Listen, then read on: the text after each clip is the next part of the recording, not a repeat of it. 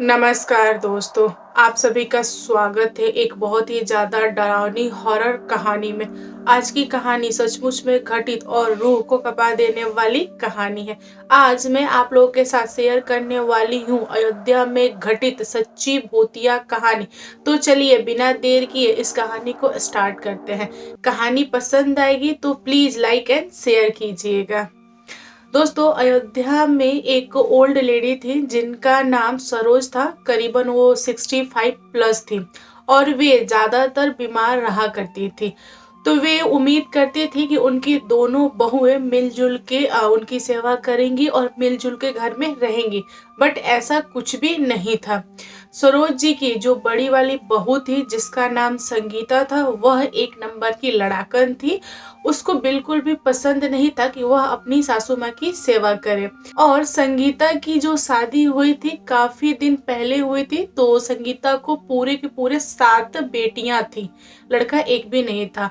और यहाँ पर छोटी वाली जो बहू थी उसका नाम सुलेचना था और वह काफी अच्छी थी, नेचर वाइज अच्छी थी, सास का ख्याल रखती थी, उनको खाना बना के खिलाना पिलाना सब कुछ वही करती थी।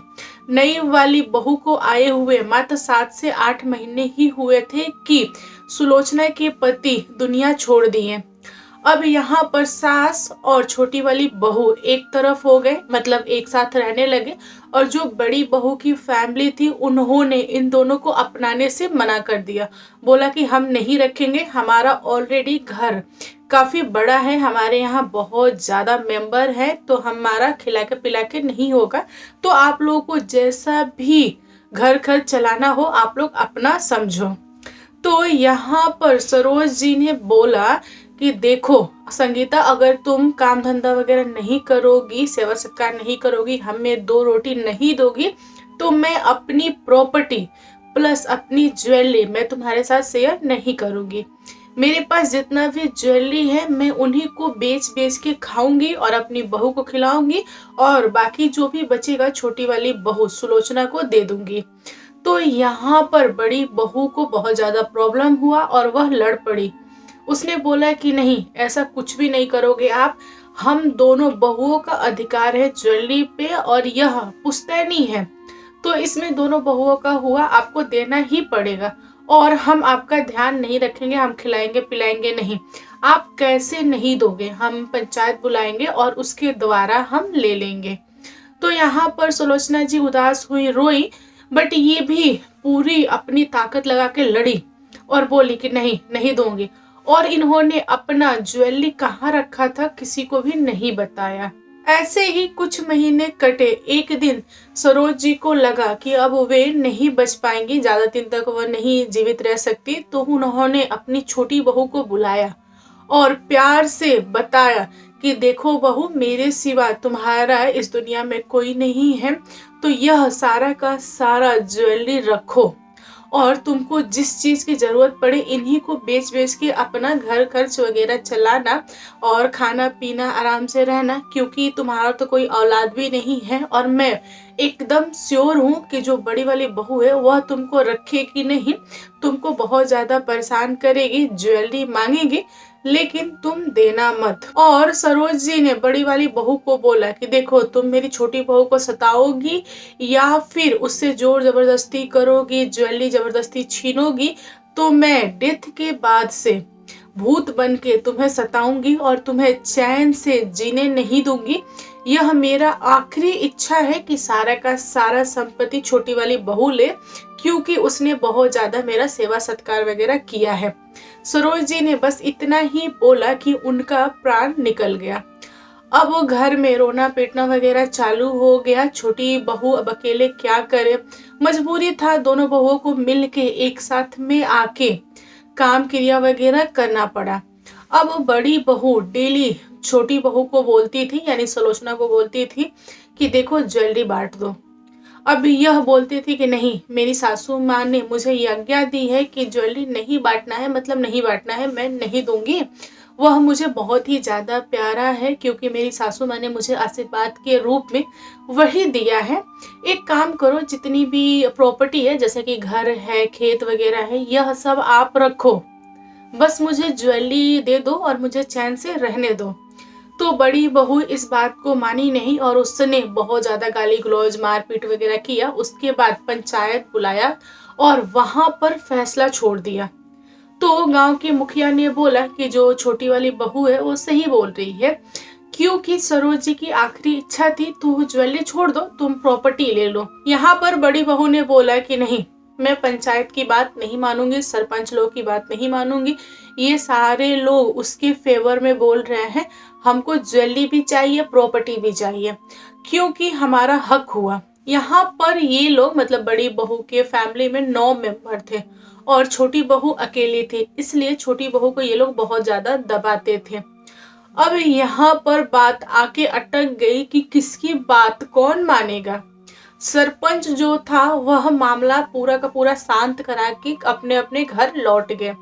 यहाँ पर बड़ी बहू ने एक्सेप्ट कर लिया, बोला कि ठीक है, जैसी छोटी को पसंद है वैसा ही घर में चलेगा। अब दोनों बहुएं एक ही घर में रहती थी, आंगन एक ही था, बट एक का घर इस तरफ था, दूसरे का घर इस तरफ था। तो जो बड़ी वाली थी वह हमेशा लड़ाई का कोई ना कोई बहाना ढूंढती रहती थी, हमेशा लड़ने के लिए तैयार रहती थी। एक दिन बहुत भयानक दोनों बहुओं में लड़ाई स्टार्ट हो गई। अब ये पूरे के पूरे 7-8 लोग मिल के छोटी वाली बहू को बहुत ज्यादा मार दिए। अब सुलोचना जी बहुत ज्यादा घायल हो गई थी और बाद में इन लोगों ने क्या किया कि उनको पकड़ के उनके गले में साड़ी बांध के पंखे से लटका दिया और गांव में यह दिखा दिया, लोगों को यह बोल दिया, पूरा का पूरा अफवाह फैला दिया कि सुलोचना जी ने खुद अपने आप खुद को टांग लिया, क्योंकि वह थक गई थी इन सारी चीजों से, इसलिए टांग लिया। गांव में जैसे ही खबर फैली कि ऐसा ऐसा कांड हो गया है तो सारे लोगों ने इसी बात को सच माना और कहा कि हाँ, अकेले कब तक रहती, थक गई होगी बेचारी, इसलिए उसने ये सब कुछ कर लिया। अब सुलोचना जी का जो अंतिम संस्कार था बड़ी बहू के घर वालों ने किया। उसके बाद से बड़ी बहू को इस बात का टेंशन हो गया कि सुलोचना तो चलो निकल ली, बट उसके द्वारा रखे गए गहने कहाँ हैं। अब इन सारे लोगों को गहने नहीं मिल रहे थे, पूरा का पूरा घर छान मारा बट कहीं भी गहने नहीं मिले। ये लोग बहुत ज्यादा परेशान थे, इनको ऐसा लग रहा था कि कहीं मैके तो नहीं भिजवा दी, ऐसा भी हो सकता है कि यहाँ नहीं रखी होगी डर से कि हम लोग कभी छीन ले, मैके भिजवा दी होगी। फिर संगीता जी ने उस घर में जो चौकी रखा हुआ था जिसपे सुलोचना जी सोती थी, उस चौकी को उठाया और उन्होंने देखा कि नीचे जो है ना, चौकी के नीचे वह जमीन पीली मिट्टी से लेप लगाया गया है। पीली मिट्टी से पहले लिपाई पोताई होता था, तो उतना दूर ज्यादा फ्रेश है, मतलब रोज रोज उसके ऊपर लेप लगाया गया है। तो उनको ऐसा डाउट हुआ कि हो सकता है सुलोचना इसी के अंदर ज्वेलरी रखी होगी। तो उन लोगों ने क्या किया कि खुदाई करना स्टार्ट कर दिया। आधी रात तक उन लोगों ने खुदाई किया और खुदाई करने के बाद से उनको बहुत सारे घड़े मिले जिसमें बहुत ही सुंदर सुंदर ज्वेलरी थे। पहले के समय में लोगों के पास बहुत सारी ज्वेलरी होती थी और लोग ज्वेलरी को ऐसे तौल के बहुओं में बंटवारा करते थे और इनके यहाँ भी बहुत सारे ज्वेलरी निकले, कुछ सिक्के निकले जो कि मटका में रख के दाबे गए थे। तो ये माँ बेटियां बहुत ज्यादा खुश हो गई। इनमें से कुछ बेटियों की शादी हुई थी तो एक दो बेटियां कुंवारी भी थी। अब हुआ कि ज्वेलरी किसको दिया जाए। फिर सारे लोगों ने मिलकर डिसाइड किया कि हम लोग आपस में बांट लेते हैं, क्योंकि हमारे सिवा यहाँ पे कोई है नहीं और उचित यही रहेगा कि हम लोग आपस में लड़े नहीं और बंटवारा हो जाए। फिर संगीता जी ने सारी की सारी ज्वेलरी अपने और अपनी बेटियों में बांट ली और ये लोग बहुत ज्यादा खुश थे। सबने ज्वेलरी लिया। जो शादीशुदा औरतें थी वह अपने ससुराल चली गई, जो लड़कियां कुंवारी थी वो घर पे थी। ऐसे ही 1-1.5 महीना कटा। 1-1.5 महीने के बाद से जिन जिन औरतों ने ज्वेलरी पहना उनके साथ बड़ा प्रॉब्लम हुआ। जैसे कि हार पहनने के बाद से उन लड़कियों को ऐसा लग रहा था कि कोई है जो उनका गला दबा रहा है। हाथ में कंगन पहना तो ऐसा लग रहा था कोई हाथ ममोड़ रहा है। मतलब उनको बहुत ज़्यादा प्रॉब्लम होने लगा। जैसे ही वे लोग ज्वेलरी उतार के रख देते थे, सब कुछ ठीक हो जाता था। लेकिन औरतों को ज्वेलरी की जो लालच होती है ना, बहुत ज़्यादा होती है। एक बार देख लिया ना कि ये सामान है तो उनको लेना होता है। तो उन औरतों को ज्वेलरी पहनने का शौक था और वे लोग हमेशा चाहती थी कि दिन प्रतिदिन ज्वेलरी पहन के रहें। कुछ कुछ ज्वेलरी वो लोग पहनते थे, कान में, नाक में, गले में, पतला पतला टाइप से। फिर भी उनको ऐसा महसूस होता था कि कोई तो है जो गला वाला दबा रहा है। तो इन लोगों ने कुछ क्षण भर पहना, कुछ क्षण के लिए निकाल दिया, ऐसे करके चल रहा था। इनको समझ में नहीं आ रहा था कि ये मेरे साथ क्यों हो रहा है। दोस्तों, संगीता जी की जो बेटियां थी वह बहुत ही ज्यादा लालची थी, अपनी माँ की तरह। संगीता जी की बेटियों के पास जितना ज्यादा धन था, उन लोगों को उतना ज्यादा प्रॉब्लम होता था। रात में नींद नहीं आते थे, बुरे सपने आते थे, उनके ससुराल में बहुत ज्यादा प्रॉब्लम होने लगी। सास से उन लड़कियों की बिल्कुल भी नहीं बनती थी, उनके बच्चे बीमार रहते थे। धीरे धीरे करके उन शादीशुदा औरतों के घर में बहुत ज्यादा क्लेश हुआ और उनके बच्चे, पति दुनिया छोड़ छोड़ के निकल गए। बस एक ही घटना घटती थी उन सारी शादीशुदा औरतों के साथ कि उनके पति और बच्चे ही दुनिया छोड़ते थे, उनके ससुराल में कोई और नहीं। कहने का मतलब ये है कि जिनके पास ज्वेलरी थी, बस उन्हीं को प्रॉब्लम होती थी और ये औरतें समझ नहीं पाती थी। 4-5 औरतों के साथ ये हो गया कि उनके ससुराल वालों ने उनको अब शकुनी बोल के वहां से निकाल दिया और बोला कि अपने मैके जाके रहो, तुम यहाँ नहीं रह सकती, तुमको कौन खिलाएगा, कौन पिलाएगा, तुम अपने घर जाओ। तो इस तरह से सारी की सारी औरतें, यानी 7-8 औरतें जो थी, एक जगह इकट्ठा हो गई और साथ में रहने लगी। अब कुछ महीनों बाद इनके यहाँ भी फूट पड़ना स्टार्ट हो गया। ये लोग भी बीमार रहते थे, इन लोगों के भी ना धड़कन बढ़े रहते थे, इन लोगों को बुरे बुरे सपने आते थे, इनको बहुत ही ज्यादा डर लगता था, एक दूसरे से लड़ पड़ते थे। आपस में ही पूरा का पूरा बाल नोचना, एक दूसरे को मारना, ये वाला हो गया था। ये लोग प्लानिंग करते थे कैसे उसको हटा दिया जाए ताकि मैके का जो संपत्ति है वो मेरे हिस्से में आए। जो कुंवारी बहनें थी उनकी शादियां तय होती थी तो कट जाती थी। लेकिन यह सब कुछ इतना बुरा हो रहा था, किसी को कुछ भी खबर नहीं, किसी को ये नहीं था कि हाँ हो सकता कोई भूत प्रेत ऊपरी हवाएं वगैरह कर रहा हो। लेकिन किसी ने इसके बारे में कुछ भी नहीं सोचा। गांव के कुछ लोग बोलते थे संगीता जी को कि संगीता, एक काम करो, तुम किसी पंडित से दिखा के अपने घर में पूजा पाठ वगैरह कराओ, सब कुछ सही हो जाएगा। लेकिन संगीता जी इतनी लड़ाकन थी कि वह किसी की बात नहीं सुनती थी। बोलती थी नहीं, इसकी कोई जरूरत नहीं है, जो हमारी किस्मत में लिखा रहेगा वही होगा, मैं तो कभी नहीं बुलाऊंगी पंडित को। पंडित को क्यों बुलाना है, उसको भी पैसा दो, पंडित तो लुटेरे होते हैं। मतलब इस टाइप की बहुत सारी बातें बोल के उन लोगों को भगा देती थी। धीरे धीरे कुछ महीने बीते। यहाँ पर संगीता जी की 2-3 बेटियां लड़ते झगड़ते खुद को पंखे से लटका के दुनिया छोड़ दी।